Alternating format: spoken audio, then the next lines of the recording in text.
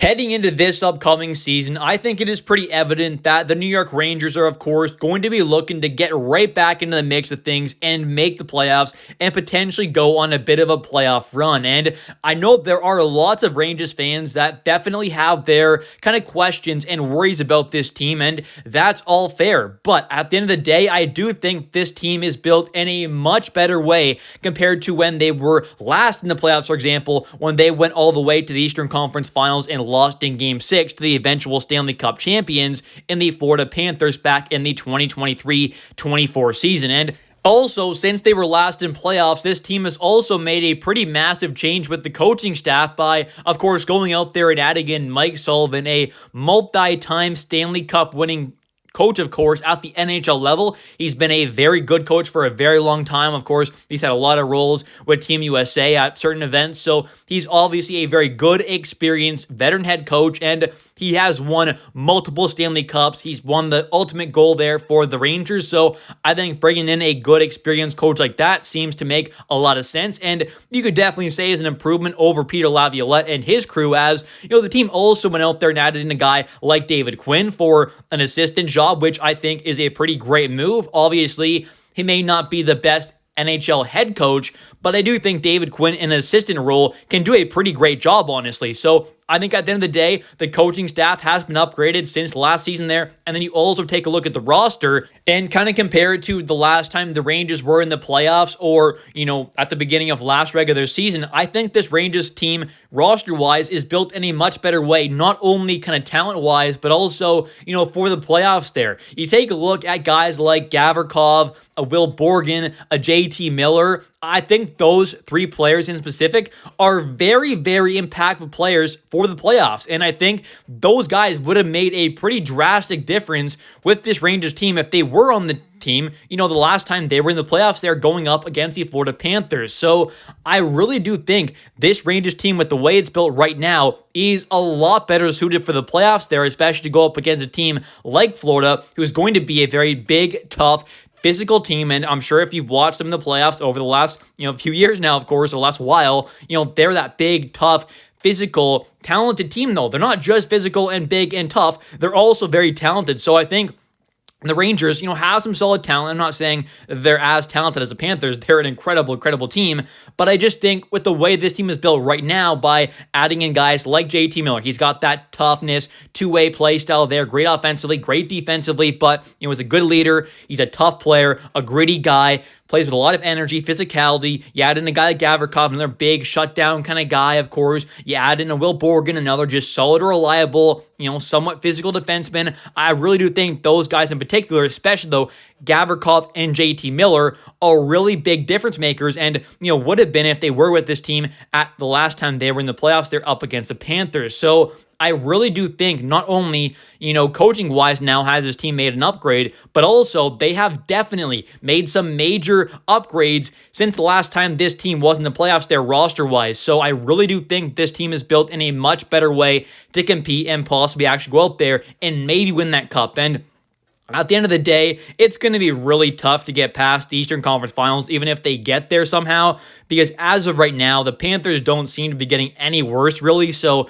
they're still that absolute wagon of a team. They still seem to be, at least in my opinion, the top team right now in the NHL heading into this upcoming season. So I really do think they're obviously still a powerhouse of a team, but this Rangers team, I think, is built in a better way now to actually take them down potentially. And I'm not saying that if they went up against them right now in a 7-game series, they would be able to do that, but I am saying this team is much better built compared to where they were kind of last time they met the Panthers in the playoffs. So I do think the upgrades and moves they've made have been pretty smart. Chris Drury, for the most part, I think has made some good moves there.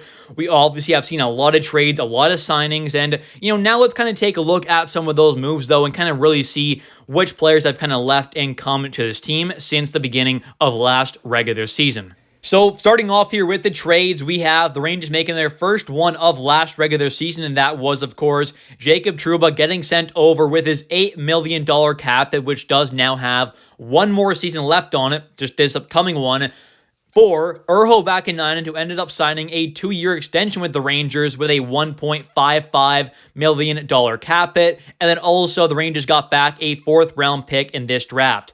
Then the Rangers go out there, and not too long after that, a couple weeks later, they go out there and trade away Kaapo Kakko, the former second overall pick, over to the Seattle Kraken for Will Borgen, of course, who also got a nice little extension there, a 5-year deal with a cap hit of $4.1 million per season, which I do think is a very nice contract for the Rangers. It's not like one of the top 5 kind of team-friendly deals in the entire NHL, but it definitely is a pretty quality one when you take a look at the kind of deals like guys like even like Ryan Lindgren and Cody Ceci got. Then you take a look, also in the deal, though, the Rangers got back a 3rd and 6th round pick in the 2025 draft. And next up, though, we see the Rangers make a massive trade with the Vancouver Canucks as they go out there and ship off Philip Hedl, Victor Mancini, a prospect, and a first-rounder in 2025 for JT Miller, Jackson Dorrington, and Eric Brandstrom. So this was, of course, a massive trade that happened there and has definitely kind of really changed this team quite a bit, I think, as, of course, now this has become the new captain. JT Miller is, of course, the 29th captain in Rangers franchise history, and I am really hoping he can kind of use some of his leadership skills in a very good way and really kind of help be a part of the kind of full reset and kind of just turnaround of this Rangers team.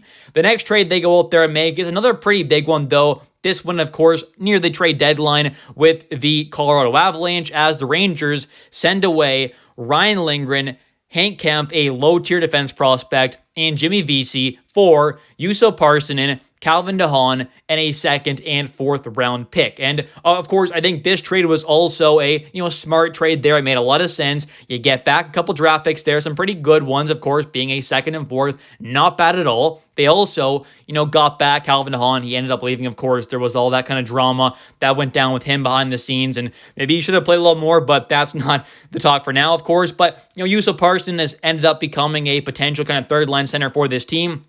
He's still in his mid-20s now. He's got a little more upside, maybe. I think at best can be a solid kind of third-line center, but definitely has a little more room to grow potentially in his game. So if he can do that, I guess that's great and all, but at the end of the day, I think getting back those picks were the kind of main part of this trade, and it definitely made a lot of sense there to move off of Ryan Lindgren. And, of course, Jimmy Vesey was a quality player for a good amount of time for this team, but definitely did not have a huge role with the team.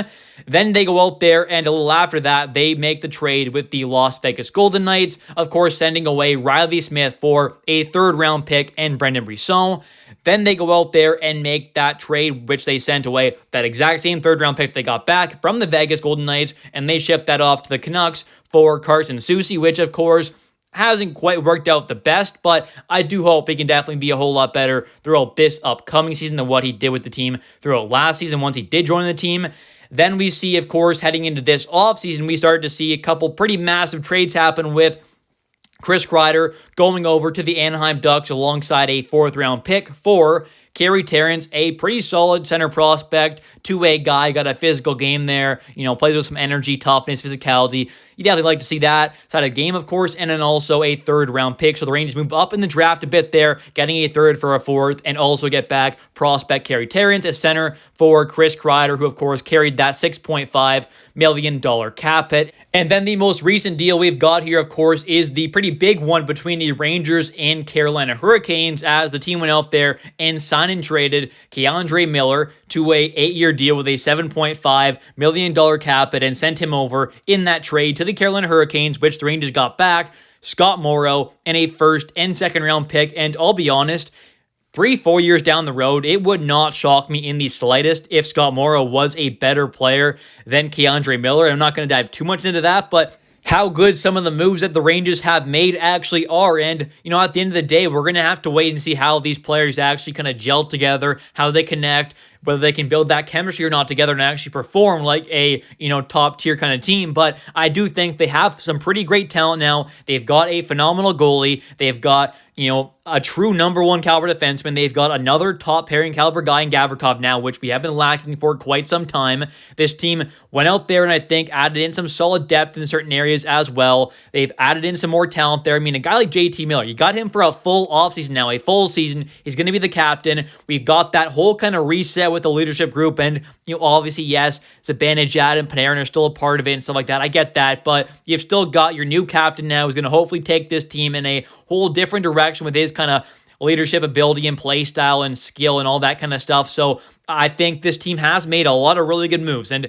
all of them have not been perfect by no means. I mean, the Carson Soucy deal, for example, is a bad trade. It's just straight up a third-round pick for someone who was not good for you is just not a good trade, of course, and you still have that cap hit on your book. So no, that trade was not good, and I think there have been some other ones that maybe were a little questionable, but, trading away Jacob Trouba for an actual draft pick and a, decent bottom pairing or number 7 caliber defenseman, I think was a pretty good trade. And when you take a look at, Keandre Miller's cap hit, for example, being $7.5 million, it was almost kind of like the Rangers basically traded away Keandre Miller with that $7.5 million cap hit for Vladislav Gavrikov with his $7 million cap hit, plus the Scott Morrow first and second rounder, because if you went out there and, re-signed a guy like Keandre, of course, to anything close to that $7.5 million deal, well, then you're not able to go out there, of course, and sign a guy like a Gavrikov. So it basically was almost like,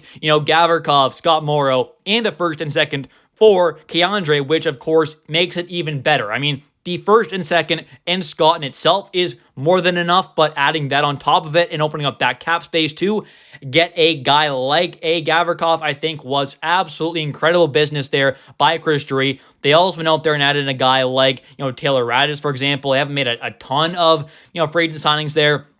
Brought in some other kind of depth guys like a Derek Pouliot, like a depth defenseman there. Nothing else too crazy, but I do think they have done, like I said, a really good job of, making this team a whole lot better, at least for the playoffs. And I do think this Rangers team definitely should be able to be a lot better than what they were throughout this past regular season. Anyways, thank you all so much for watching today's video. If you have enjoyed, definitely don't forget to click that like and subscribe button for daily New York Rangers content, as I do post a video about the New York Rangers every single day. And also, definitely don't forget to comment down below your thoughts on today's video. Thanks for watching. I'll catch you next one, and let's go Rangers.